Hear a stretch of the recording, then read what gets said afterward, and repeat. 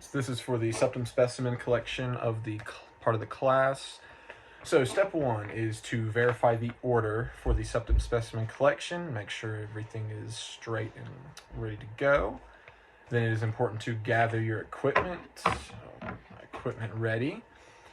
After that is done, I will then perform hand hygiene and don PPE if it is necessary for the specific patient.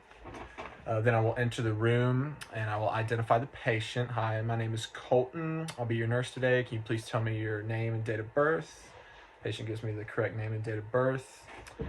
So after this, I will explain to the patient about the procedure. And it is also important to note here to administer pain medication to a patient that might experience any pain with coughing from that lower respiratory system.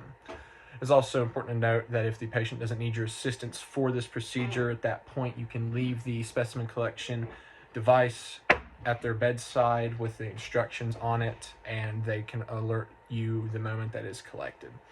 However, if not, you will move on by checking the label on it to make sure that the correct birthday is on here of the patient. It's also important to assess what time the specimen will be collected, how it was collected, my name as the nurse of who is taking it from the patient.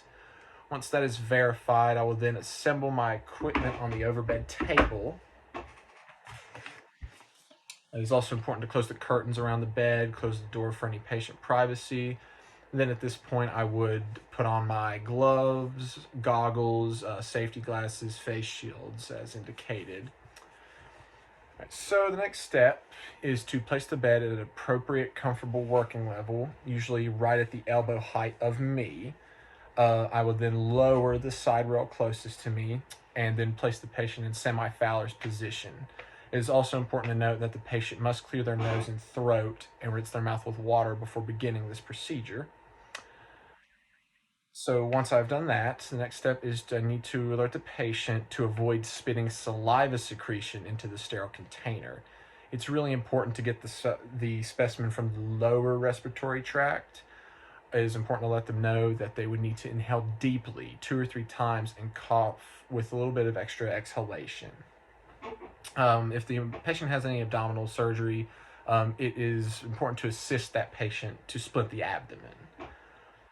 So after the patient tries, if they produce septum, it would be very simple to open the lid of the container, have the patient excrete the septum into the container. And it is also important to mention here, I will caution the patient touching the edge or the inside of the container to prevent contamination from it. It's also important here to note if the patient believes that they can get any more septum for the specimen, have the patient repeat the process, collect a volume based on the policy of your healthcare provider.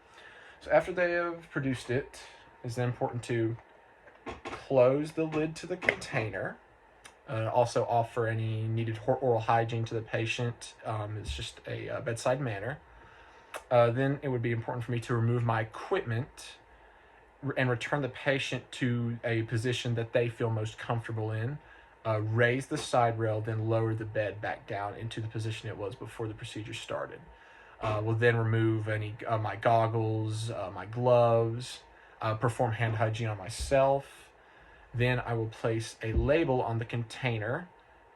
Then I will place it in the sealed biohazard bag, and I will rush it off to the lab.